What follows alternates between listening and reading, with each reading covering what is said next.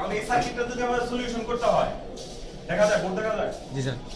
এই সার্কিটটা যদি সলিউশন করতে হয়, যে তোমাকে এখানে প্রত্যেকটা নোডের কি এগুলো নামকরণ করতে হবে। মনে করো এটা এ, এটা বি, এটা সি, এটা ডি, নামকরণ করলাম আমরা, ঠিক আছে?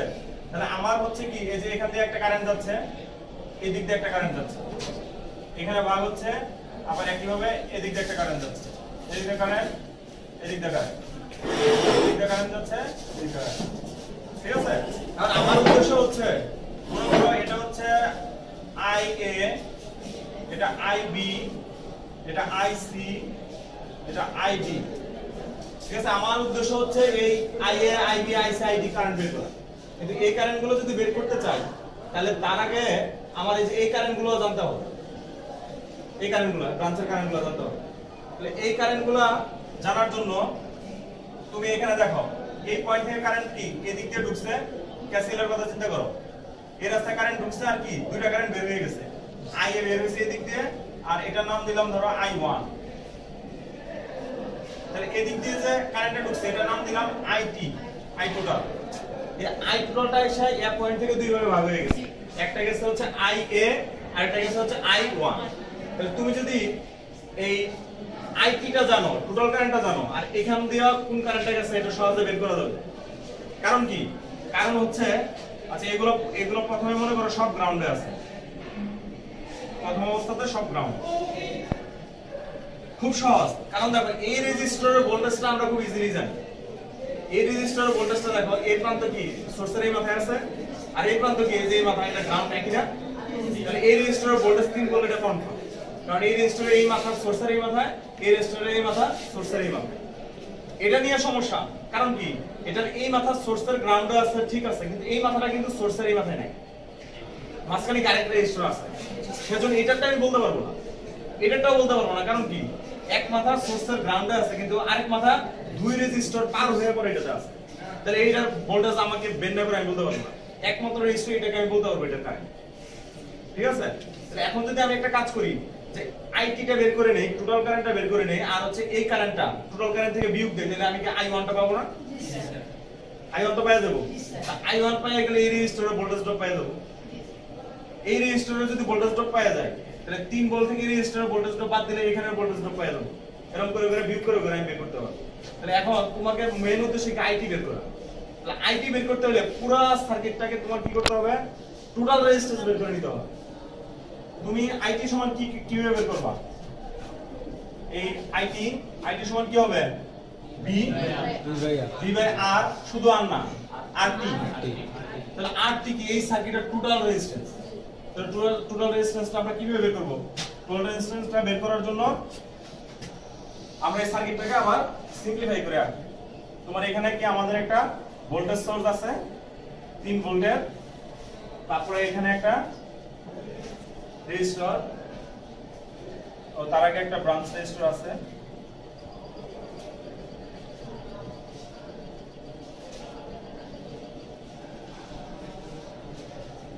কয়টা? 3টা, এখানে আরেকটা 4টা, আবার একটা এখানে 5টা। আচ্ছা, তাহলে রেজিস্টরের মানগুলো দেখো কত করে আছে। এগুলো আছে কত? 200 ওহমস। এগুলো 200,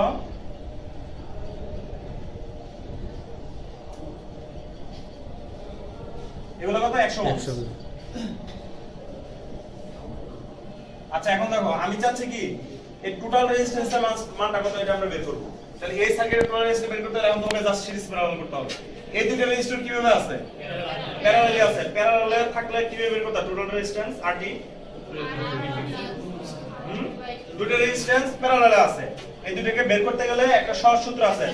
হ্যাঁ, দুটো রেজিস্টরের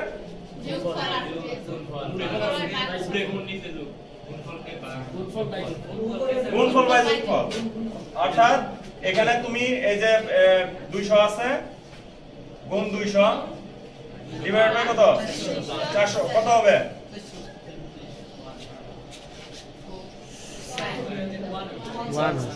1 হয়ে যাবে না? 1 মানে কি 100 ওহমস হয়ে যাবে, 100 ওহমস হয়ে যাবে। তাহলে এখন তোমার এই দুইটা প্যারালালে আছে সমান মানের রেজিস্ট্যান্স, দুইটা প্যারালালে থাকলে মান অর্ধেক হয়ে যায়। তাহলে এখন আমরা কি করতে পারি, এই দুইটার পরিবর্তে আমরা একটা করতে পারি না, তো আরেকটা সার্কিট আঁকি, আমি সমতুল্য সার্কিট আঁকি।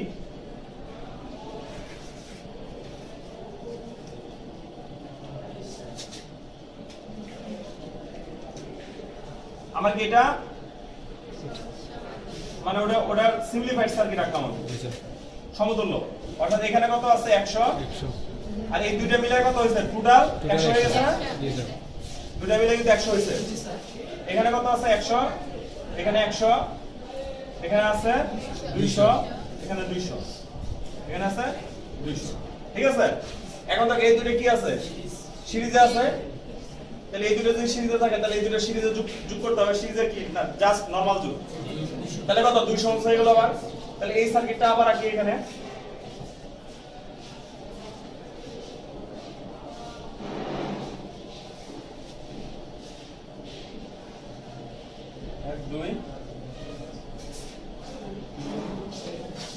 আর এই দুটা এই মনে করো এখানে এঁকে ফেললাম, এটা হয়ে গেল 200, এটা আছে 200, এটা 100, এটা 200, এটা 100, এটা 200।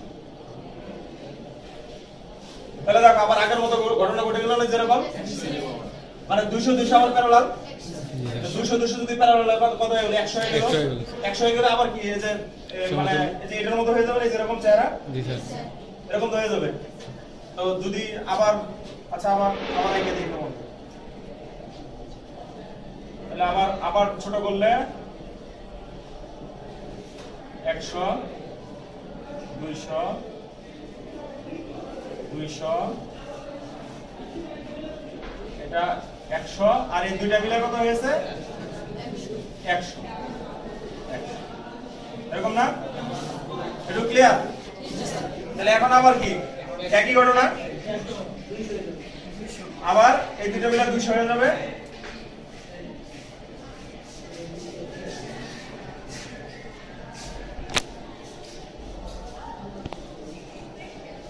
এটা 200, এটা 200, এটা 200 আর এটা 100, এই দুটো মিলে প্যারালাল হয়ে গেলে আবার একই ঘটনা, এই একটা আর এই দুটো মিলে প্যারালাল 100, এটা 200, এটা 100। কি হবে আবার 200 আবার 200 প্যারালাল হয়ে যাবে, তাই না? এই একটা 200 আর একটা 200 প্যারালাল হলো, প্যারালাল আবার কি হয়ে যাবে, এরপর আবার 100।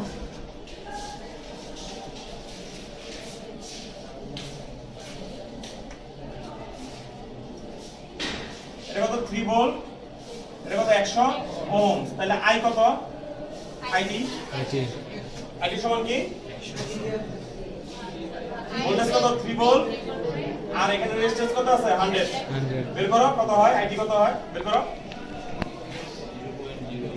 3 কে 100 দিয়ে ভাগ দাও।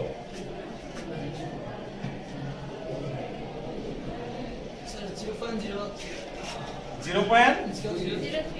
0.03 এটা কি, এটা অ্যাম্পিয়ার, এটা 0.03 অ্যাম্পিয়ার। আমরা হিসাবের সুবিধার্থে এটাকে মিলিতে নিয়ে নিতে পারি, 1000 দিয়ে গুণ করে। মিলিতে কত হবে এটা বলতে পারো, 30 মিলি অ্যাম্পিয়ার। কনফিউশন থাকলে তুমি 1000 দিয়ে গুণ দিয়ে দেখো। এটা অ্যাম্পিয়ার সমান আমরা বলতে পারি 30 মিলি অ্যাম্পিয়ার, ঠিক আছে? আমরা দশমিকের সমস্যা দূর করার জন্য আমরা ওটা 1000 দিয়ে গুণ করেছি মিলি। তাহলে এই আইটি সমান হচ্ছে আমাদের 30 মিলি অ্যাম্পিয়ার। তাহলে তো হয়ে গেল। এখন তুমি এটা কারেন্টটা বের করো। আমার আইএ সমান কি হবে, ভোল্টেজ তো এটাই 3 ভোল্ট আর কত রেজিস্ট্যান্স এরকম না? তাহলে ভোল্টেজ কত 3 ভোল্ট, এই রেজিস্ট্যান্সের ভোল্টেজ কত এটাই 3 ভোল্ট। নিচে কত আছে 200, কত হবে এটা জাস্ট ওটার অর্ধেক হবে। 3 কে যদি 100 দিয়ে ভাগ করে 30 মিলি হইছে, তাহলে 3 কে 200 দিয়ে ভাগ করলে 15 মিলি হবে, তাই না? 15 মিলি। তাহলে আমি এটা কনফার্ম। আচ্ছা আমি এখানে লিখি আইটি সমান কত পাইছি 30 মিলি অ্যাম্পিয়ার। আই এটা কত আইএ সমান পাইছি 15 মিলি অ্যাম্পিয়ার, ঠিক আছে? আচ্ছা তাহলে আমার I1 কত 15 ইজি টোটাল কারেন্ট যদি 30 হয় আমি এখান থেকে 15 নিলাম তাহলে ওই পাশ দিয়ে অবশ্যই 15 মিলি অ্যাম্পিয়ার কারেন্ট যাচ্ছে তাহলে আমি এখানে লিখে ফেলতে অতএব I1 15 মিলি অ্যাম্পিয়ার কারেন্ট ঠিক আছে তাহলে এই রেজিস্টরের ভিতর দিয়ে যাচ্ছে আমার মানে 15 milli ampere 15 milli ampere current তাহলে এই রেজিস্টরের ড্রপটা কত রেজিস্টরের ভোল্টেজ ড্রপটা কত এই রেজিস্টরের ভোল্টেজ ড্রপ V1 কি IR তাহলে I কত এর ভিতরে কত কারেন্ট যাচ্ছে 15 মিলি 15 মিলি এটা কি মিলি গুণ আর কত 100 কত হবে এটা কিন্তু 15 মিলি তাহলে তুমি ওই হিসাবে করো 0.015 গুণ 100 করো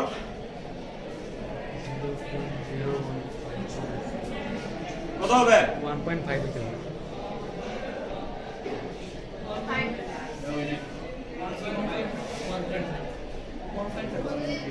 ও আচ্ছা হ্যাঁ এটা তো ভোল্টেজ হ্যাঁ এটা হচ্ছে তোমার 1.5 ভোল্ট আসবে কিভাবে বুঝছো তো এটা মিলি মানে তুমি এটাকে মিলি থেকে তুমি আবার ওখানে নিয়ে যাও ওখানে নিয়ে গেলে কত হবে 0.015 এটা দিয়ে গুণ করবা তাহলে কত 1.5 ভোল্ট কোথায় এই রেজিস্টরের ড্রপ এটা বুঝতে পারছো জি স্যার এই রেজিস্টরের ভোল্টেজ ড্রপটা আমরা বের করে নিছি ওর ভিতরে যে কারেন্ট যাচ্ছে আর ওর যে মান এই দুটো গুণ করে এই রেজিস্টরের ভোল্টেজ ড্রপ পাই গেছি তাহলে এখানে আমার একটা 3 ভোল্টের সোর্স আছে এই রেজিস্টর নিচে এক আই নিচ্ছে কত 1.5 ভোল্ট তাহলে এই ভি পয়েন্টের ভোল্টেজ কত 1.5 কারণ 3 এখান থেকে আছে ও নিজে 3 নিয়ে মানে জ্ঞান নিয়ে বসে আছে তাহলে আসেই হচ্ছে কত 1.5 তাহলে বি পয়েন্টের ভোল্টেজ 1.5 অতএব ভোল্টেজ অফ বি কত 1.5 ভোল্ট গেল ঠিক আছে তাহলে এই পয়েন্টের ভোল্টেজ যদি আমরা পেয়ে যাই তাহলে এই আইবি এর মানটা বের করা খুব সহজ এই রেজিস্টরটা কোথায় আছে বি পয়েন্টে লাগানো আছে আর গ্রাউন্ডে লাগানো আছে তাহলে এই পয়েন্টের ভোল্টেজটা যদি আমি জেনে ফেলছি তাহলে এর ভিতর যে কি পরিমাণ কারেন্ট যাচ্ছে সেটা আমি জানতে পারি কি বের করব VI মানে আমার এখানে কত আইবি তাই না আইবি সমান ভোল্টেজ কত 1.5 ভোল্ট আর এর রেজিস্ট্যান্স কত 200 কত হয় বের করো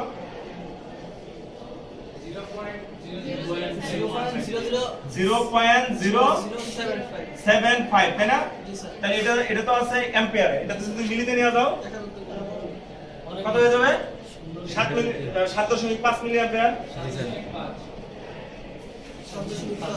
তাহলে আমি কত পেয়ে গেলাম আইবি তাই না এটা আইবি পেয়ে গেলাম 7.5 মিলি অ্যাম্পিয়ার ক্লিয়ার তাহলে এই কারেন্টটা আমার 7.5 মিলি অ্যাম্পিয়ার তাহলে এখান দিয়ে কত আসছে I1 কত I1 সমান 15 IB কত 7.5 তাহলে এখানে যে কারেন্টটা আছে এটা কি নাম দিছে এটা নামকরণ করি না I1 ধরছে এটা I2 ধরো I2 এটাকে ধরো I3 তাহলে I2 টা তো ইজি বের করা যায় নাও I2 সমান কি হবে I2 সমান হবে যে এখান থেকে যে আছে I1 মাইনাস কোনটা হবে এই কারেন্টটা I1 এর দিক দিয়ে আসলো কত 15 IB এর দিক দিয়ে চলে গেল কত 7.5 তাহলে এটা IB তাহলে আমি পেয়ে যাচ্ছি কত 15 milli ampere minus 7.5 milli ampere সমান কত 7.5 মিলি অ্যাম্পিয়ার এটা ক্লিয়ার জি স্যার তাহলে আমি দুটো কারেন্ট পেয়ে গেলাম এই যে I2 সরি IA পাইছি IB পাইছি আচ্ছা I2 বের করলাম I2 যদি আমি জানি তাহলে এই রেজিস্টরের ড্রপটা বের করতে পারবো এখানে যে রেজিস্টরটা আছে জি স্যার কারেন্টটা আমি জানি তাহলে এখন কত ড্রপটা বের করে নিব তাহলে ড্রপটা কত হবে এটা ওই আগের মতো V IR আর এর মান কত 100 আর এর ভিতর দিয়ে কি কারেন্ট যাচ্ছে 7.5 মিলি অ্যাম্পিয়ার কারেন্ট 7.5 দিয়ে কিন্তু হবে না ওই 7.5 কে অ্যাম্পিয়ারে নিয়ে যাও 0.75 স্যার 0.075 0.007 না 00 হবে কেন হ্যাঁ এই তো এটা কত এটা মিলি অ্যাম্পিয়ার হ্যাঁ কত ভোল্টেজ আসছে এখানে হ্যাঁ ভোল্টেজ আসছে 0.75 ভোল্ট ঠিক আছে জি স্যার এই পয়েন্টের ভোল্টেজটা মানে ভোল্ট অফ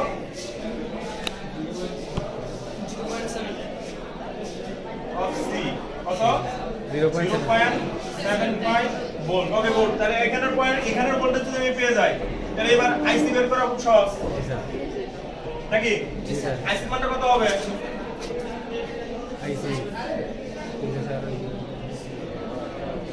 আইসি আইসি কত হবে তুমি এখানে ভোল্টেজ জানো এই কারেন্টটা কত আইসি কত 0.75 I equal to V by R voltage তো জানো জি স্যার তুমি তো আই বের করতে চাও I equal to V by R voltage কত 0.75 হ্যাঁ 0.75 আর আর এর মান কত 200 ভাগ কর বের করে ফেলো 0.00375 তাহলে এটাকে যদি আমরা মিলি অ্যাম্পিয়ারে নিয়ে যাই তাহলে 3 গণ নিতে হবে তাহলে 3.75 আইসি সমান 3.75 মিলি অ্যাম্পিয়ার দেখো এখনই ব্যাপারটা স্পষ্ট হয়ে গেছে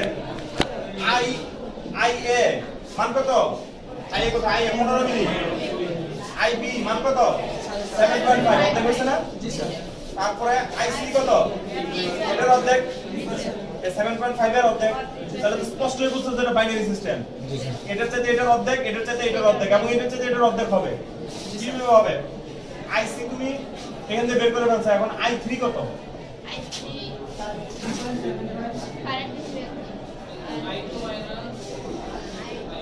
আই3 টা কিভাবে পাবা i3 টা এই রাস্তায় গেছে তাই না তাহলে i2 থেকে ic বাদ দিবা i2 মাইনাস i3 ic সমান কত হবে ওই যে একই রকম হবে অর্থাৎ 7.5 থেকে বাদ দিবা 3.75 মিলি অ্যাম্পিয়ার তাহলে সমান সমান কি হবে একই 3.75 মিলি অ্যাম্পিয়ার ওকে ফাইন তাহলে তুমি এই কারেন্টটা পেয়ে গেছো তাই তো তাহলে এখন এখানে ভোল্টেজটা কত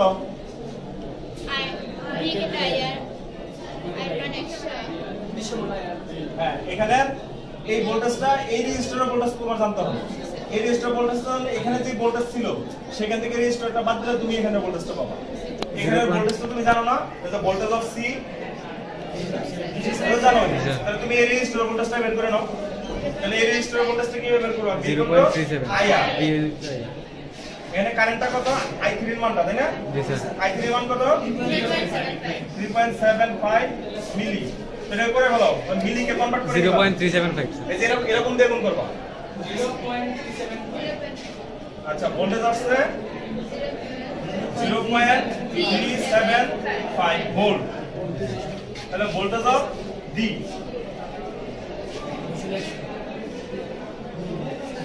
ভোল্ট অফ ডি কত পাইলাম আমরা 0.375 ভোল্ট ঠিক আছে তাহলে এই পয়েন্টের ভোল্টেজ যদি আমরা জানি এই কারেন্টটাও আমরা জানতে পারি আইডি তাই না তাহলে আমার এখানে রেজিস্টরের মান তো 200 আছে শুধু আমার এখানে কিটা দরকার মানে ভোল্টটা দরকার যে ভোল্ট ভোল্ট